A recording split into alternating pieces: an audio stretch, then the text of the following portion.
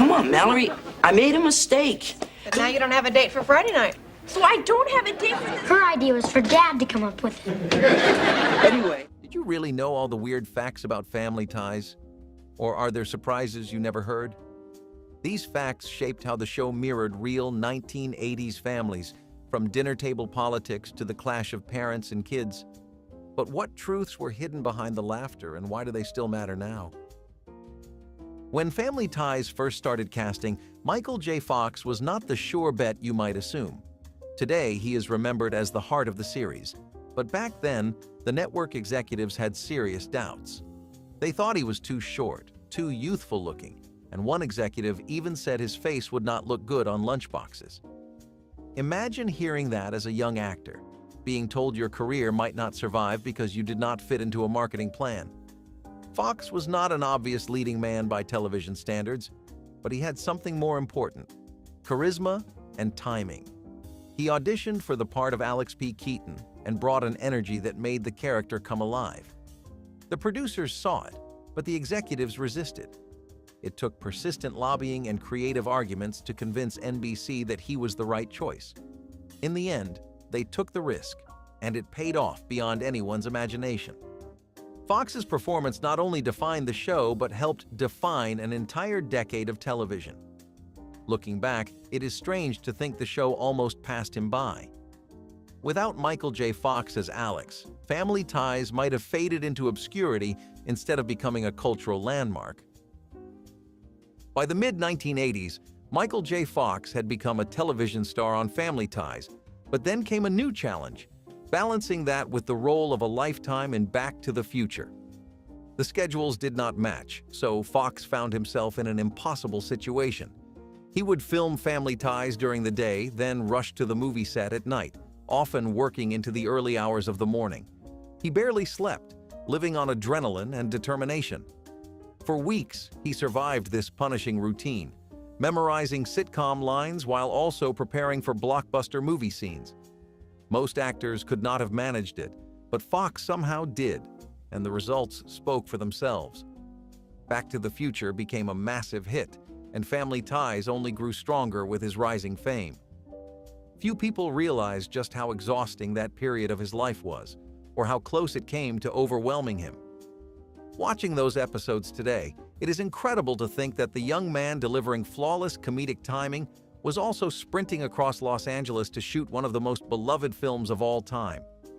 That kind of dedication is rare, and it cemented Fox's reputation as one of the hardest-working stars of the decade.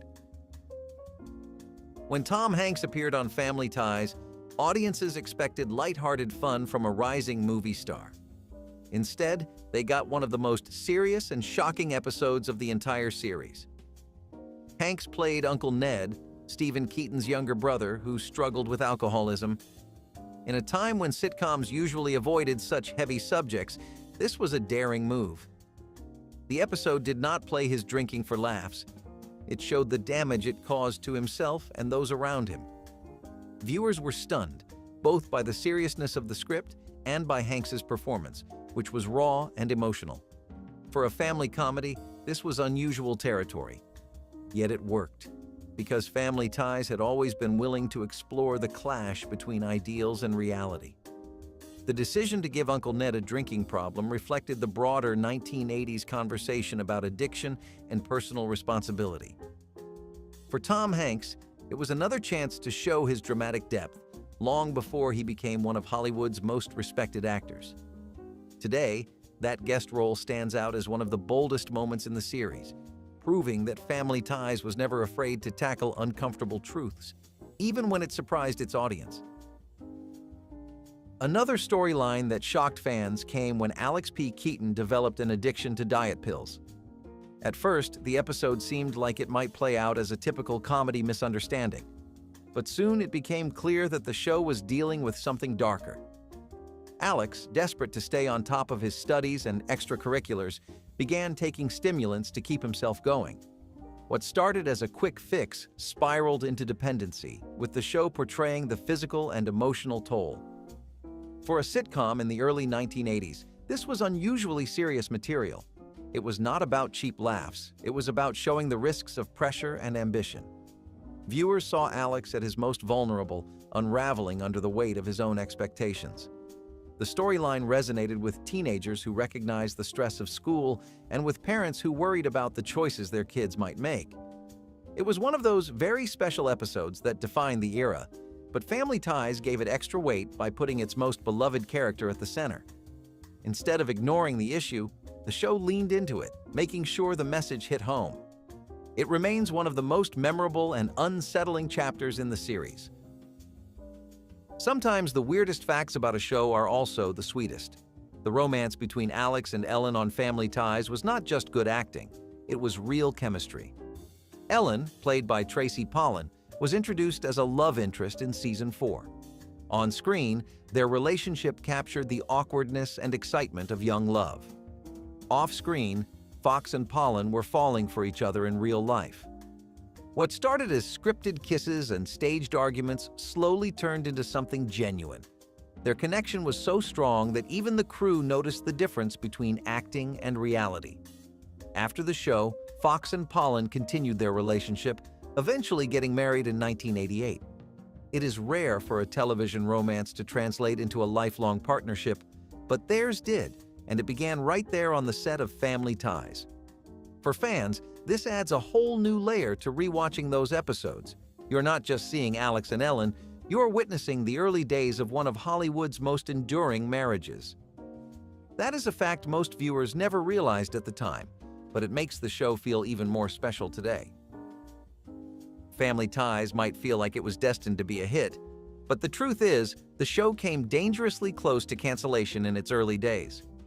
The first season struggled with weak ratings, and NBC executives debated pulling the plug. The show was not connecting the way they hoped, and there were real fears it would vanish after just a handful of episodes.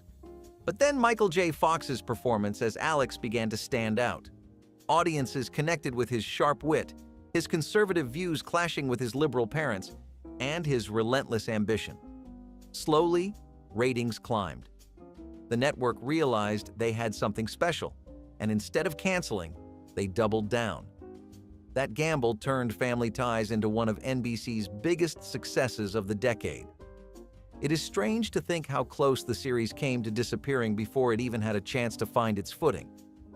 Without that second chance, Alex P. Keaton would never have become a cultural icon, and Michael J. Fox might not have had the platform that launched him into superstardom.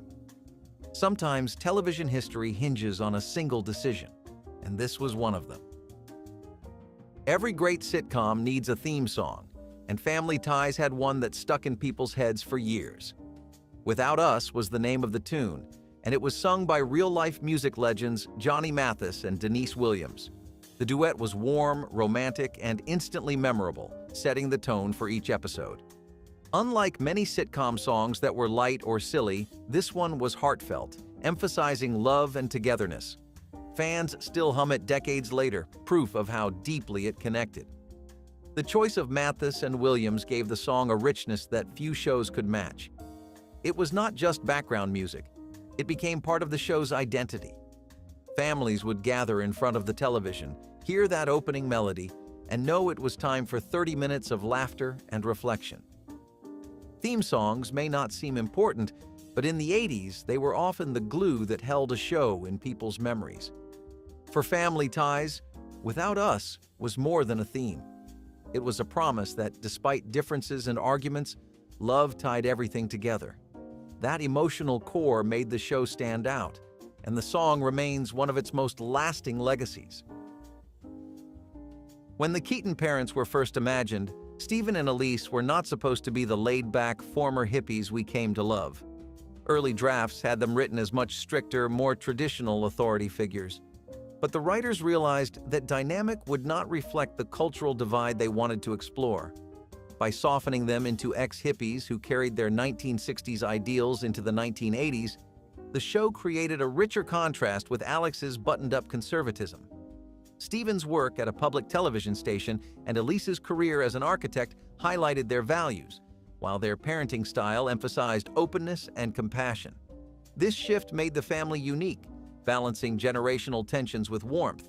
It also allowed the comedy to flow naturally, with Alex's drive for capitalism clashing against parents who valued peace and community. The result was more than just a family sitcom. It became a reflection of the times, showing how America itself was split between past ideals and new ambitions. Without that rewrite, the show might have been just another forgettable family comedy. Instead, it became a cultural touchstone of the decade. Even the title of Family Ties carries more meaning than it might seem at first glance. It was chosen to reflect the cultural debates of the time, the ties between families, but also the ideological ties that bound and sometimes strained them. The 1980s were a period of political and social shifts, with Reagan-era conservatism rising while the ideals of the 1960s still lingered. By naming the show Family Ties, the creators captured that push and pull in a single phrase. It was not just about the Keatons sitting around a dinner table. It was about what held them together when their beliefs pulled them apart. For audiences, the title had a comforting ring, but for critics, it was a clever commentary on generational conflict. That double meaning helped the show stand out from the crowd. When people tuned in, they were not just watching a sitcom. They were watching the American debate play out in one household. Few titles managed to capture both warmth and cultural tension, but this one did it perfectly. It was simple, memorable, and packed with meaning. A rare feat in television.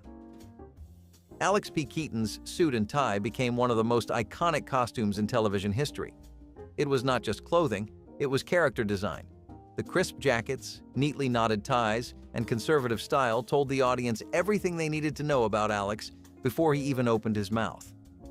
While his parents were relaxed and Mallory leaned into 80s fashion, Alex stood out as the self-declared mini Reagan of the household. Wardrobe was a key part of the joke. Here was a teenager dressing like a middle-aged businessman. It made his ambition both funny and endearing, a reminder that he took himself more seriously than anyone else did. Over time, the suit and tie became inseparable from his identity. Fans began to expect it, and it became visual shorthand for who Alex was.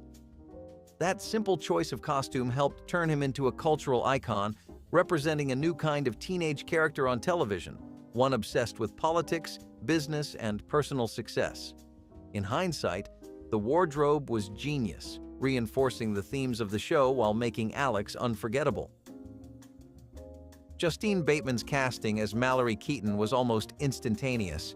She auditioned only once, but her delivery, timing, and natural charm left the producers convinced she was the perfect fit. Mallory was designed as the stylish, slightly materialistic sister, but Bateman gave her more depth than expected. She balanced comedic cluelessness with genuine warmth, making Mallory a character viewers could laugh at but also root for.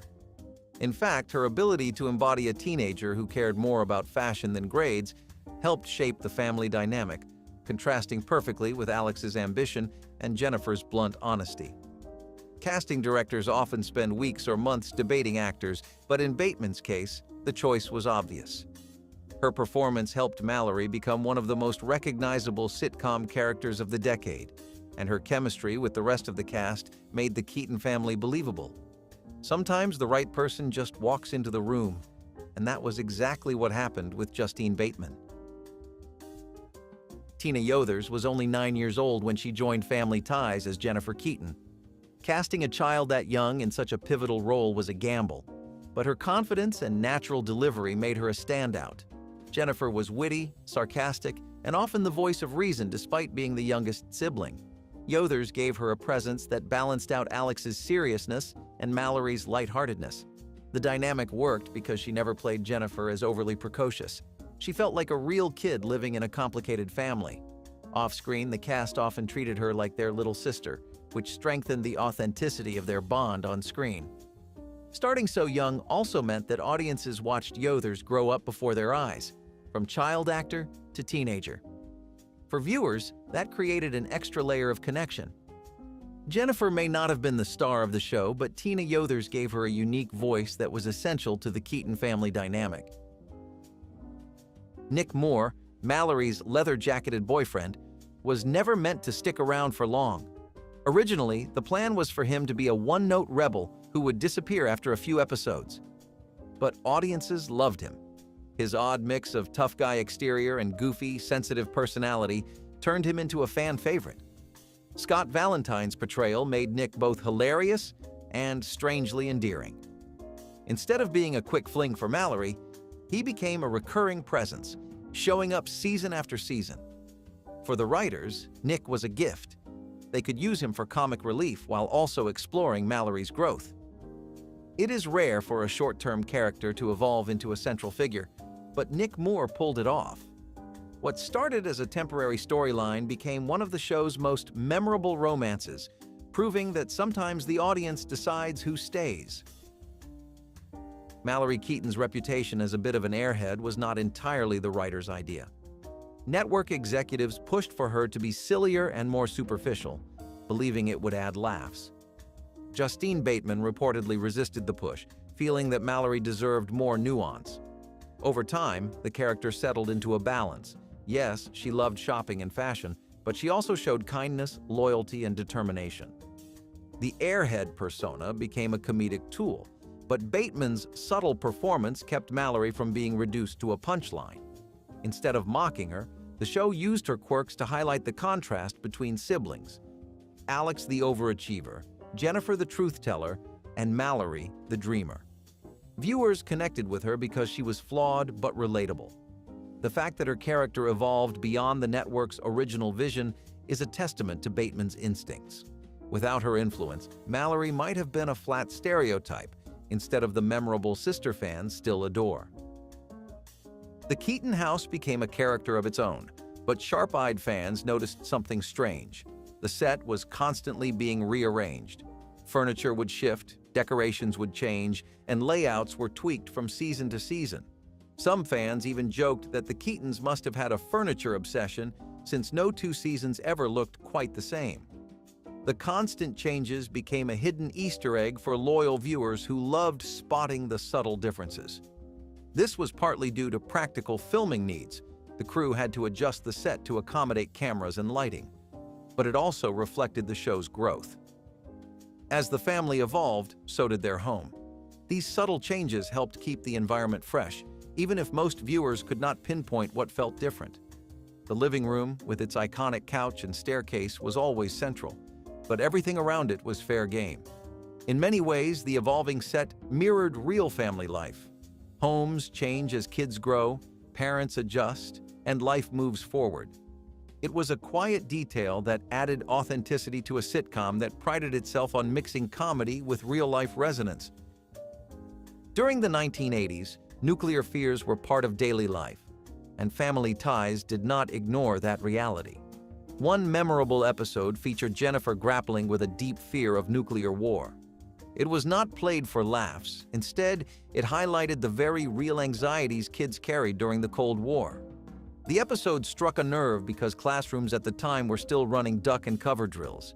Kids were being told what to do if a bomb dropped, and that fear carried straight into their living rooms. By giving Jennifer this storyline, the show echoed the conversations children were already having with their parents. Writers wanted to show that even the youngest family member could not escape the tension of the times.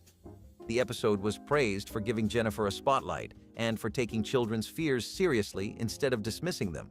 Watching a young character struggle with such a heavy subject gave the issue emotional weight. Parents watching at home could recognize their children's concerns, while teenagers saw their fears validated. It was unusual for a sitcom to confront global politics so directly, but Family Ties often used its characters to explore the cultural climate of the time. Jennifer's storyline reflected how even the youngest generation was touched by the era's tensions. Episodes like this helped the show stand out, proving it could balance humor with serious, thought-provoking themes.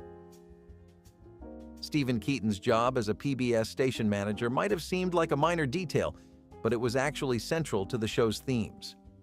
In the early 1980s, debates about funding for public broadcasting were a hot topic in American politics.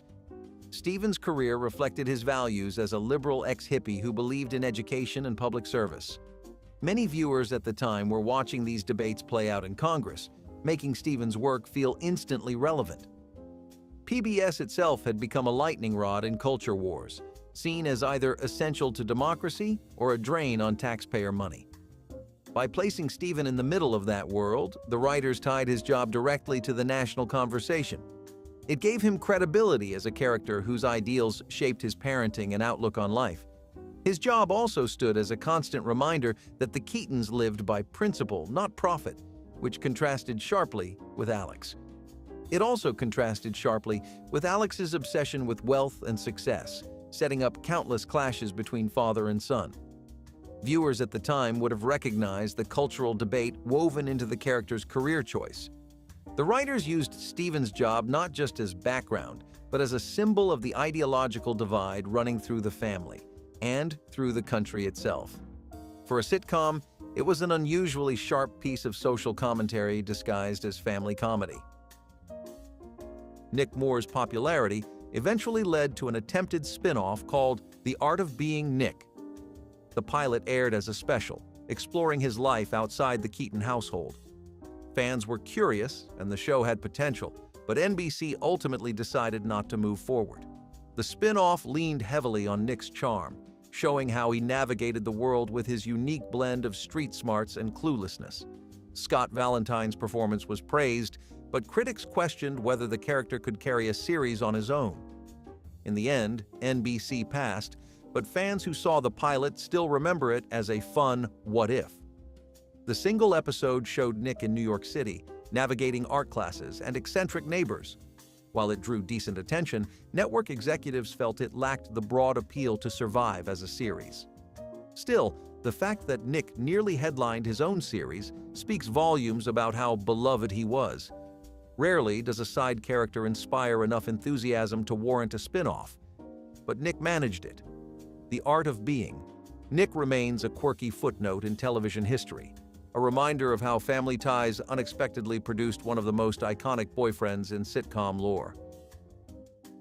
In one rare experiment, Family Ties was filmed in front of a live studio audience. Most episodes relied on traditional sitcom taping methods, but this special event was designed to capture the energy of performing in real time.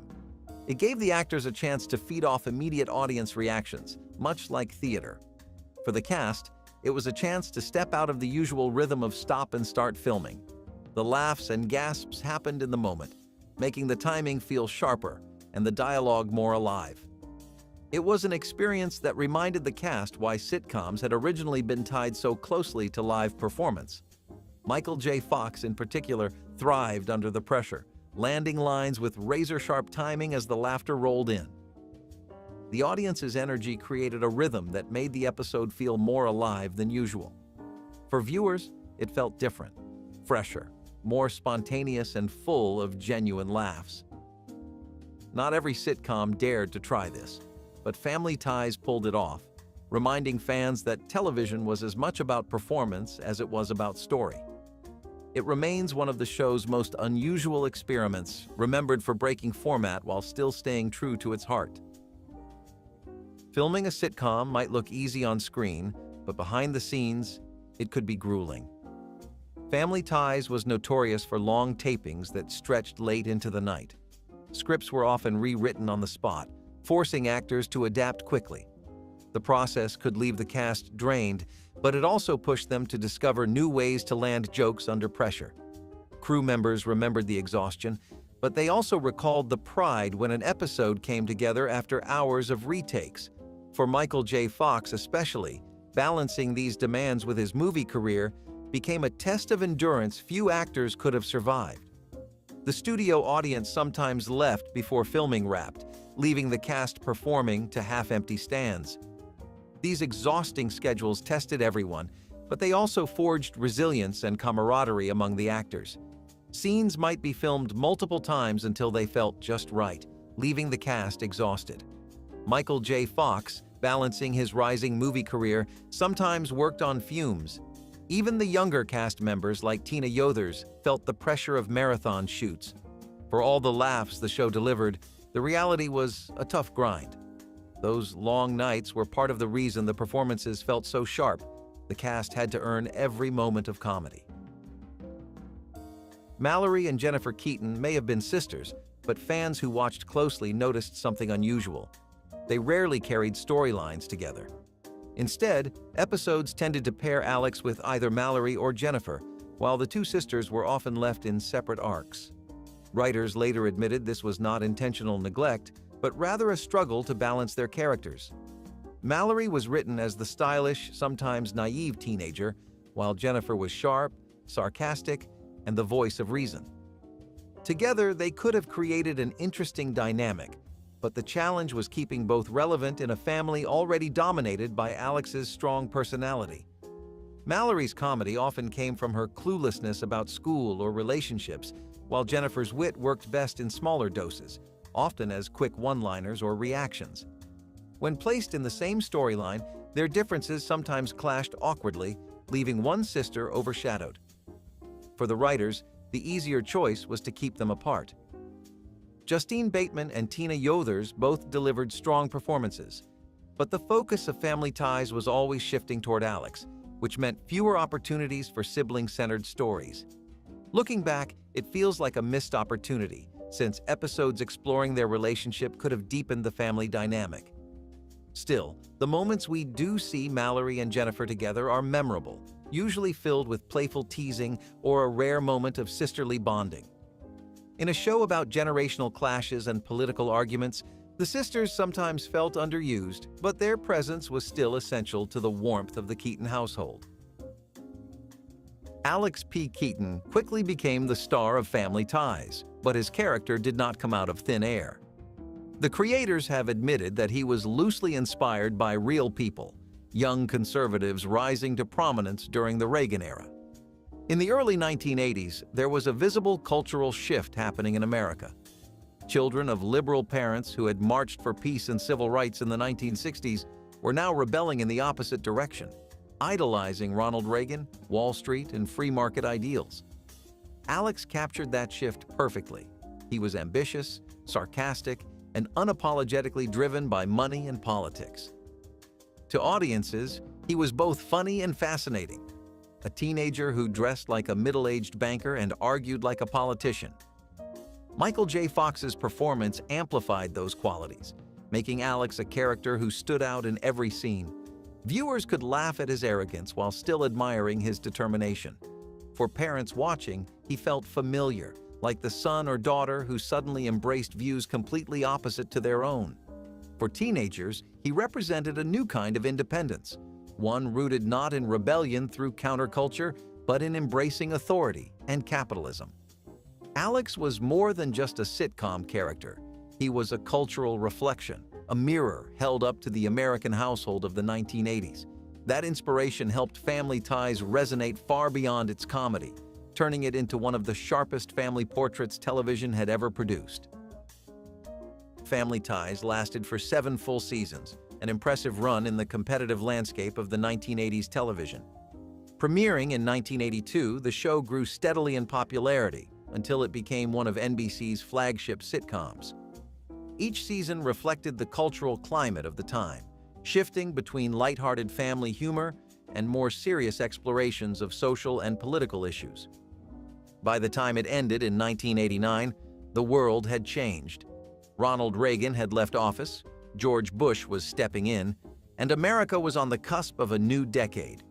The Keaton family, too, had evolved. Children grew up, romances began and ended, and careers took shape. Over 180 episodes aired, giving audiences a sense of continuity that few sitcoms could match. For viewers, Family Ties was more than just entertainment. It was part of their weekly routine, a place where laughter and reflection came together. Its 7-year run allowed it to leave a deep cultural imprint, capturing the Reagan era in a way no other show quite managed. Ending in 1989 gave it the perfect bookend, closing out a decade while closing out the story of a family that had defined it. The final episode of Family Ties was one of the most emotional moments in television of the 1980s. Airing in May 1989, it featured Alex preparing to leave for New York to pursue a new career.